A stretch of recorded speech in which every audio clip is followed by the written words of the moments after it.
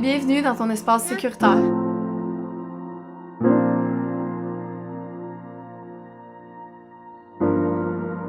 J'ai le secret ultime, c'est le travail sur toi. Salut à toi et bienvenue dans cette dernière partie qui parlera du nerf vague.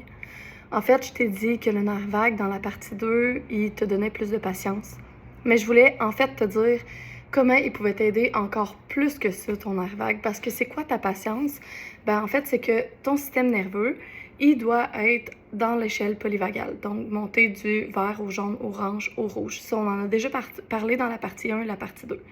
Comment le nerf vague vient jouer à l'intérieur de ça, c'est que dans le fond, ton système nerveux envoie un message à ton corps comme quoi tu dois être en mode combat ou en mode fuite ou en mode figé. Ce sont les trois réactions du système nerveux lorsqu'on ressent une émotion négative. Là où le nerf vague vient prendre la relève, c'est lorsque le système nerveux vient pour redescendre.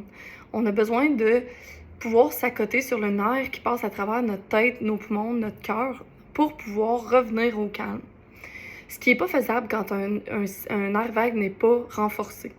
Ça veut dire que ça peut nous causer des genres de symptômes de dépression, de l'anxiété généralisée, des peurs, des pensées qui sont catastrophiques. Ça peut être plein de choses qui viennent entrer à l'intérieur de nous parce que notre nerf vague est incapable de nous supporter. Quand on a un nerf vague qui a été vraiment entraîné et qui a été supporté tout au long quand on fait des exercices comme les exercices de la partie 1 et de la partie 2 à tous les jours, eh bien, on donne c'est comme un avertissement à notre système que, écoute, moi j'ai la paix intérieure, OK? J'ai la paix intérieure, puis même si mon système nerveux s'enflamme, même si je me rends dans le mode combat, dans le mode fuite ou dans le mode figé, après ça, mon corps peut prendre la relève parce que je fais confiance à mon corps pour me ramener au calme. Ce qui ne peut pas se produire quand on a toujours été en mode survie. Donc, ce qui affecte, pourquoi l'anxiété puis la peur affectent énormément le nerf vague, c'est parce que notre corps est constamment en mode survie. Et donc, on n'a pas le temps de se reposer sur le nerf vague parce qu'on est déjà, je te montre, mettons, la courbe, là, qu'on monte la courbe, mais on n'a même pas le temps de la redescendre, que notre système nerveux est déjà reparti, puis déjà reparti, puis déjà reparti. Vous avez peut-être vu ça déjà dans vos journées quand vous vous êtes levé avec vos enfants et vous vous êtes dit « Aujourd'hui, je vais être patient, aujourd'hui, je vais pas crier » ou « Aujourd'hui, je vais être capable de mettre mes limites avec mon enfant » ou peu importe la croyance que vous étiez dit que vous auriez. Et donc, au courant de la journée, vous arrivez à tenir peut-être jusqu'à midi, peut-être jusqu'à 11h, peut-être jusqu'à 2h. Puis à un moment donné, là, pouf, ça tombe. Ça tombe là parce qu'on n'est plus capable de s'auto-supporter. C'est comme si on n'a pas redescendu l'échelle polyvagale de la journée. On a fait que la montée étape par étape. Donc, on ne peut pas s'appuyer sur notre nerf vague parce qu'on est constamment en mode fuite, combat ou figé. Donc, en mode survie. Physiquement, ça peut créer des symptômes comme une amplification du côlon irritable.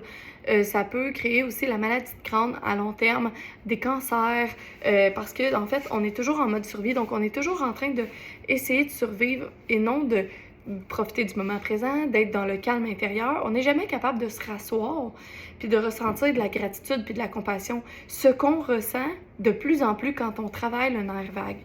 Donc, quand on travaille notre nerf vague, quand on renforce ce nerf-là, on est capable de ressentir de la compassion, de la gratitude plusieurs fois par jour. On est capable de dire, ressentir plus qu'une émotion à la fois, alors dire, écoute, oui, c'est vrai, là, en ce moment, je me sens en colère parce que mon enfant, mais je me sens aussi très heureux qu'on soit ensemble ou je me sens très heureux de ça ou de ça. Donc, on est capable de dire, de différencier les émotions. Et ça, c'est parce qu'on s'appuie sur le nerf vague et donc, on ressent un calme intérieur. On n'a pas besoin d'être en mode survie. Notre corps peut s'apaiser et revenir au calme. Donc, finalement, voici les 3 derniers exercices que tu peux faire pour pratiquer le nerf vague, pour renforcer ton nerf vague.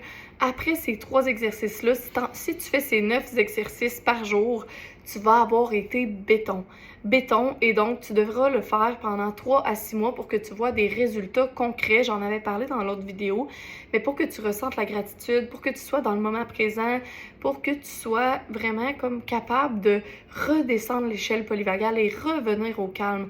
OK, premièrement, là, faut que tu te demandes comment tu te sens quand tu te sens calme. Est-ce que tu reviens vraiment au calme ou est-ce que tu es tout le temps à l'intérieur de ta tête, ah, je suis tannée, je l'aime, j'aime plus mon enfant, j'ai plus le goût de le voir, ou je le sais, il va encore faire ça pour m'agacer, ou quand tu es dans cette pensée-là, là, ben c'est que t'es pas redescendu l'échelle polyvagale. Pense à ton enfant quand tu essaies d'être là pour lui, puis que il te repousse, puis il te reprend, puis il te repousse, puis il te reprend, puis on sait jamais comme sur quel pied danser parce que notre enfant n'est pas redescendu l'échelle polyvagale, n'est pas redescendu dans le vert. C'est la même chose pour toi. Donc, tu dois vraiment te demander, moi, je suis comment quand je suis dans l'engagement social, quand je suis dans le vert? Est-ce que je me sens pleine de gratitude? Est-ce que je me sens pleine de joie? Comment je peux retourner à cet espace-là? Et donc, en pratiquant les 3 derniers exercices qui sont l'exercice de boire un grand verre d'eau.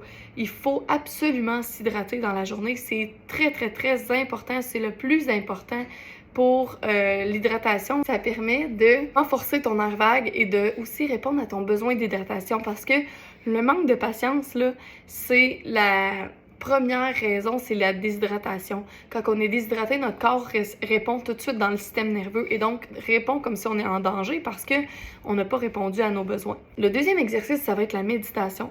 Donc, ça peut être 15 minutes avant de se coucher, ça peut être n'importe quand. Puis je sais que ça a l'air, 15 minutes avant de se coucher, ça a l'air fou, mais dis-toi que tu mets YouTube là, et tu t'endors dessus, littéralement.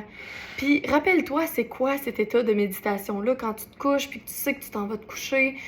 T'es reposé, t'es en pyjama, t'as peut-être les cheveux mouillés parce que t'as été dans la douche ou peut-être que t'es juste prête à te reposer. Donc, tu écoutes ta méditation et dans quel état d'esprit tu es dans cette méditation-là.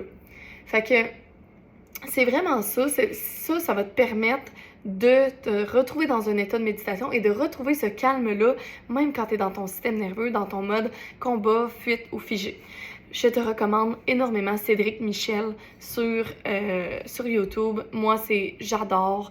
Méditation pour s'endormir le soir, c'est une des meilleures. Il y a les méditations pour lâcher prise, pour calmer l'anxiété. Je les ai toutes faites et honnêtement, ça a vraiment changé ma vie. Puis maintenant, je suis capable de retourner dans un état de méditation à certains moments. OK, pas aujourd'hui, parce qu'aujourd'hui, c'était une journée vraiment difficile pour moi, mais certaines journées sont plus difficiles que d'autres. Puis dans ce temps-là, je me rappelle mon 80%. Je me rappelle que je vise 80% et que je vise la constance et non la perfection. Le dernier exercice que je te dirais, c'est vraiment pratiquer la pleine conscience. Comment qu'on fait pour pratiquer la pleine conscience? Bien, en fait, c'est que on va vraiment être dans le moment présent. On va se rappeler 5 choses qu'on peut sentir, 4 choses qu'on peut voir, 3 choses qu'on peut entendre. Et de cette façon-là, on va être capable de pratiquer le moment présent. On peut même faire 2 choses qu'on peut toucher et 1 chose qu'on aime. Ça l'aide énormément. Donc, on compte de 5 à 0 en nommant les choses. Comment on les nomme? C'est qu'en fait, quand on nomme les 5, fait que 5 choses qu'on peut... Par exemple, mettons qu'on dit, ben moi, je veux nommer 5 choses que je vais voir. OK, en ce moment, je vois un arbre, un sapin, un vélo, un camion, puis un lampadaire, mettons.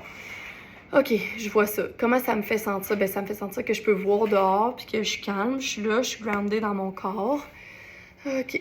Je me sens déjà mieux, honnêtement, je me sens vraiment déjà mieux, puis il faut le faire consciemment, parce que ça prend que de 5 à 0 pour ne pas réagir avec impulsion. C'est fou, là.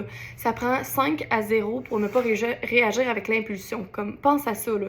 Ça veut dire que chaque fois que tu t'en vas pour répondre en criant après ton enfant, chaque fois que tu t'en vas pour répondre d'une manière qui est vraiment intense, ben tu peux juste arrêter de répondre, prendre un temps calme, puis c'est vraiment ça, là. C'est prendre de... Regarder à l'intérieur de soi, faire la lumière, j'en ai déjà parlé, mais faire la lumière sur notre intérieur, de notre tête à nos pieds, et de nommer ces choses-là pour, après ça, être capable de dire « je suis dans le moment présent ». Et je décide consciemment de ne pas réagir avec l'impulsion, mais de réagir avec bienveillance. Hier, j'ai enregistré la 3e partie, puis je me suis rendu compte que je vous ai dit que boire de l'eau, ben c'était la 3e et dernière façon de renforcer son nerf vague. Mais je l'avais déjà dit dans la première vidéo, je réécoute mes vidéos des fois, puis je me rends compte que, bon, je fais des petites erreurs. C'est pas grave, je rectifie le tir parce que je ne voulais pas publier la vidéo, je suis trop perfectionniste, ça me gossait à un autre niveau. Fait que je vous donne un autre truc, prendre des probiotiques. Prendre les probiotiques et favoriser la santé intestinale, réduire les sucres transformés, utiliser plutôt les sucres naturels comme le miel et le sirop d'érable. Ça fait renforcer votre nerf vague. Comment? Ben en fait, les sucres transformés créent une fausse énergie à l'intérieur de notre corps, une énergie qui va nous surstimuler notre cerveau et donc nous boucher un peu le nerf vague et renforcer nos grosses réactions. Donc, c'est vraiment ça, c'est vraiment ce qui fait que le nerf vague est bouché. Comment faire? Ben, prendre des probiotiques à tous les matins, c'est vraiment génial. C'est naturel, ça renforce notre flore intestinale, ça renforce notre nerf vague, ça nous donne de la patience.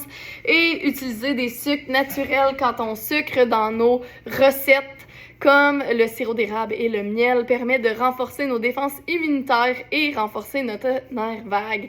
Je pouvais pas vous laisser comme ça, j'étais pas capable, c'était impossible. Si vous avez apprécié le fait que je fasse un thème cette semaine et que j'utilise 3 capsules pour en faire une grande, dites-moi-le en commentaire. Manifestez votre présence d'un certain sens. On est 100 personnes sur cette plateforme et j'ai toujours qu'un like ou comme un commentaire, mais n'hésitez pas à poser des questions, je vais vous répondre.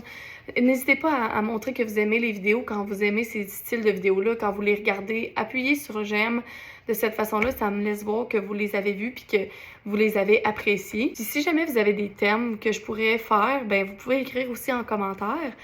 Je crois que la semaine prochaine, j'irai avec un autre thème aussi. Je trouve ça vraiment le fun d'avoir 3 vidéos de suite comme ça. Fait que juste merci d'être là, merci d'avoir regardé la vidéo. Alors merci de repartir à zéro avec moi.